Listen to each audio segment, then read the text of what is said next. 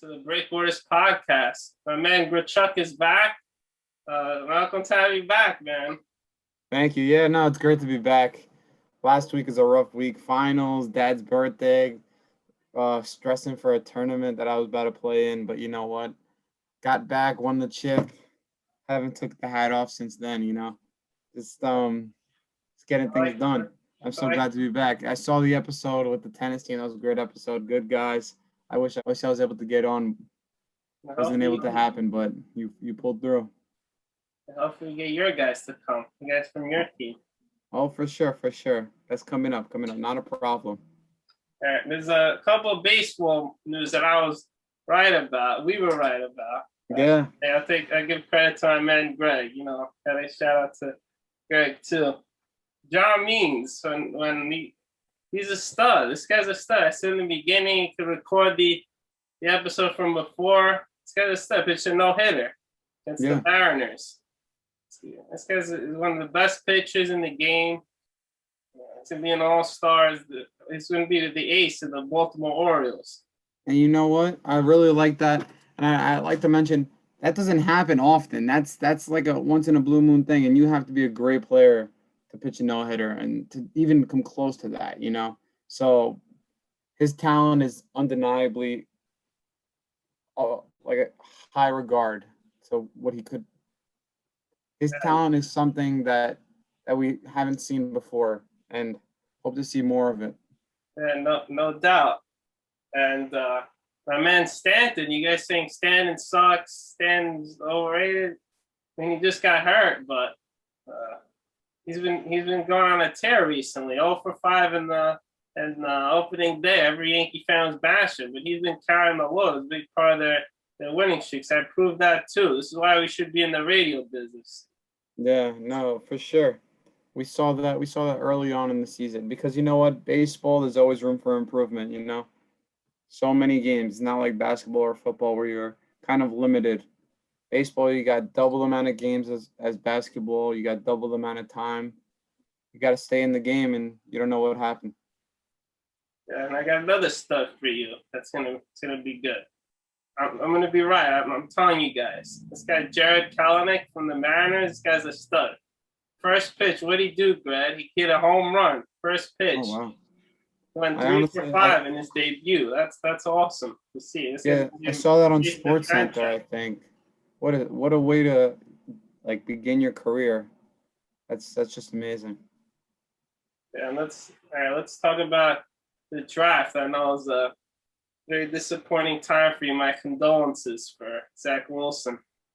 Well, listen, you know what? It happened. We got to get it. We got to get over it now. Honestly, I can't complain too much. The guy can throw the football. That wasn't the problem. The problem was I knew that Justin Fields is a great quarterback, and the fact that the Jets wanted to take the risk. It was a risk that they wanted to take. So you know what? You got to be able to give to get. You know what I mean? Take the risk to get a high reward. So hopefully that works. But this guy Tucker that they moved up for, he's a great pick, and I loved what they did. Him and Becton protecting the QB on the O line. That's dangerous. That he'll have as much time as he wants to throw this ball. Wilson is going to look like he's going to be kind of like a Tom Brady, just sitting in the pocket 5-6 seconds and then launching the ball. Hopefully. What do you think about those picks? They went on and protected Zach Wilson with the Elijah Vera Tucker and then Elijah Moore. I was like back-to-back Elijah picks. Those same spot. Elijah Moore's another great player. He's not on our pictures right in front of us today, but he's another great player, and that was a great pickup of the Jets. Obviously, you guys know we wanted Justin Fields for that, so I really wasn't a fan of the number 2 pick, to be honest. Yeah, we'll see what it comes about, though. All right, that's enough for the Jets. Now, for G Love's Giants. G Love, what do you think about the pick? Darius Toney, I was actually at church. We had Holy Week, so shout out to my man Greg. It's the Nasty man. Nasty dude. He had the big Holy Week. I played on DVR for you guys. No, we don't get paid out here, but I had to put it on. I rewatched it in the morning, day after. So was he the best guy available? No, but I thought they got screwed with Devontae Smith. The Eagles again. I have an Eagles hat. I'm never gonna wear it again because they screwed us last year in the big game with the Washington football team, and now with this pick, it's like I'm like rivalries. I don't care in football and baseball. I care. Obviously, I'm not wearing a Red Sox shirt. I'm gonna do the Eagles, so I'm never wearing an Eagles shirt ever again. I don't care about the Eagles. Well, listen, George. Whole time. I see why you can be upset. I definitely could, but yo, Tony can really play football. I don't know. I was watching him in college. Kid can run, kid can catch. Not really much you can ask for in a wide receiver, you know. And he's gonna be good. I hope so. Hope so. That Micah Parsons too got picked before, so they're kind of screwed. They didn't know the pick, but I like the pick to Darius Toney. They don't have a lot. They have a lot of wide receivers, but I think this could be for the available choices at the time. I like the pick. That's gonna be a weapon for Daniel Jones, so it's no excuse for him now. He has to go out and ball now. For sure, for sure. Well, you brought up the Washington football team, and now we have the Aaron Rodgers situation going on. I think, in my opinion, Aaron Rodgers is going to be going to the Washington football team. He mentioned that he did want to move to the West Coast a little bit. So I think Washington has Aaron Rodgers coming their way. What do you think about this? I think he's going to go to Denver. Like you said, the West Coast. I think that's to be Jeopardy. For sure. He wasn't even that good in Jeopardy. Like Ken Jennings was the best guy. Like he didn't even have a good rating. This guy also wants to be a Jeopardy horse. I think being a big baby, he wants to leave. He has the best team in the NFC. You want to leave? Like, come on, dude. Like you can leave next year when you're a free agent. Play the year out, see what could happen. That's it. Yeah, obviously the press doesn't know everything about what's going on, so we're just going off what we know. Listen, he's a great quarterback for the most part. Let's see what he could bring with his new team because we know for sure he's not staying in Green Bay. If they fire the GM, I think if they fire the GM, he'll stay. Yeah, for sure. Well, would you keep a quarterback that's going out soon, fairly soon, for a GM who's brought so many victories and so many great players? I don't know. He's MVP. You gotta cater to the MVP. You gotta tell him what he wants. He saw what Brady did. He's like, I want to do what Brady did. Screw this. Yeah, you know what? Well, listen. There's only so much a player can do. A GM is there to produce for their team, while a player is as well. But there's only so much a player can do, you know. So we'll see what will happen with that. G Love, with you and your predictions, they usually come about. So what do you think is going to happen at the end? I said Denver. The Packers are my second favorite team in football. Like they have the best colors, green and yellow.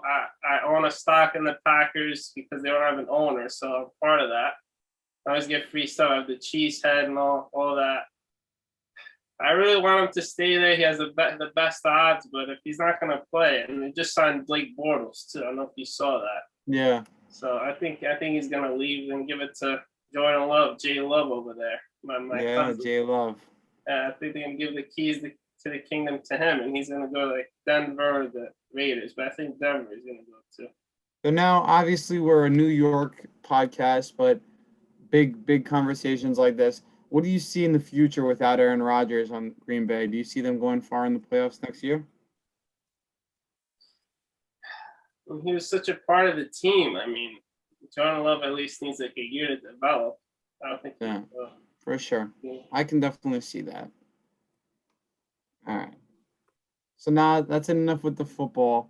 Now let's go back to the baseball topic where my Mets were doing fantastic defensively, but just couldn't hit the baseball. D-Love, let's hear a little bit about this.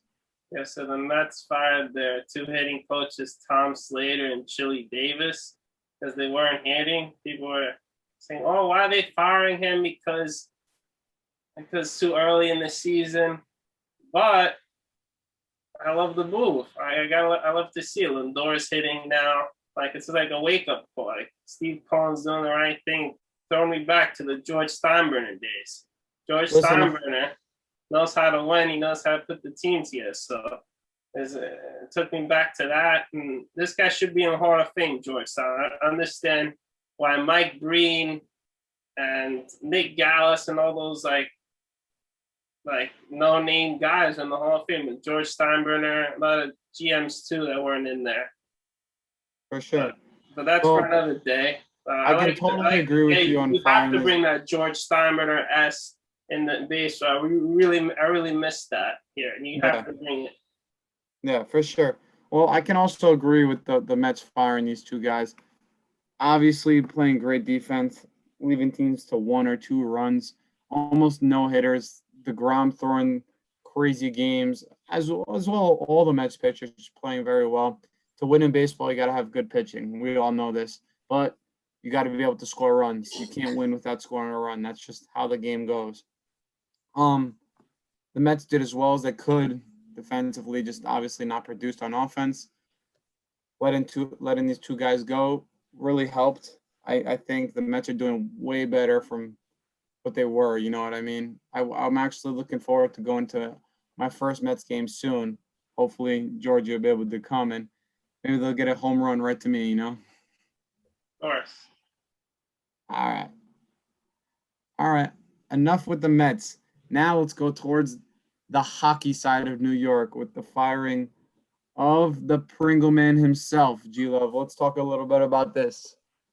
Yeah, so I got a slide for you guys. That's later, but this guy, John Davidson, just looks like it took me back to the Pringle man. I never liked this guy. He always had this big mustache. He kind of annoyed me. I'm like, this guy. Yeah, you got the slide. This guy really this really annoys me. I say it's time. It had to be done. I knew they had to fire somebody coming in, and it's not the glory days anymore. Like I said with the Rangers, they're not making those playoff runs anymore. They're not going to the Stanley Cup. They made that 1/5 Stanley Cup. It was great. But it's just time has come. That's it. And then David Quinn I preached about. I'm going to go to the other slide. Show David Quinn out there. David Quinn, I told you guys, he has to be fired, and he does. Like the Queen said, he didn't know really what he was doing. He's a college coach coming in from Boston College. But I think now they got to get my man, John Tortorella, bring back the glory days of the New York Rangers. Got to bring back my man, John Tortorella. If you've seen this, John Tortorella, come back to the Rangers. But and bring back that firepower that the original Rangers brought to us, you know? Yeah, and Jeff Gordon got fired too. Jeff Gordon really didn't know what he was doing with the younger guys. So he had to be done too. But to add to that, I would say like future NHL hirings, especially with baseball, it's like basketball is like, oh, there's names out there. Like you got to get Mark Jackson, you got to get Kenny Atkinson. There's names out there. Football too, you got to get Bill Cowher. There's nothing with hockey. But I saw John Tortorella got fired, and I thought it'd be good to bring him back. For sure. Yeah, I could definitely second that one, G-Love. So that really sums up what we wanted to get out of this podcast. But now let's just tell them a little bit what they're going to be seeing in the future. So first, I want to mention that we're going to have a few more guests on, just like G-Love had his tennis team on. He also runs cross country. You might see a couple of them. You might see a couple of my past teammates, D1 players, soon to be D1 players, and all different types of athletes. So, G-Love, anything else you wanted to mention? Yeah, that's just to touch on it. We're doing, I mentioned this to Greg, we're doing a 10. My 10 sayings that I say that are funny, and then his 10 that says they're funny. We're going to compete. Have the playing tournament like real NBA. It's kind of like March Madness. We're doing an NBA type feel. I'll be the East. He'll be the West. He'll make his list of the things he said. I thought that was eye catching or funny, if you will. For sure. Then I'll put mine. For sure. Yeah, that definitely sounds like debut it next week. Yeah. So we have that. We have that coming for you guys. We also have future guests coming. That will be determined based off the availability for the guests. And with that being said, See you on the splash.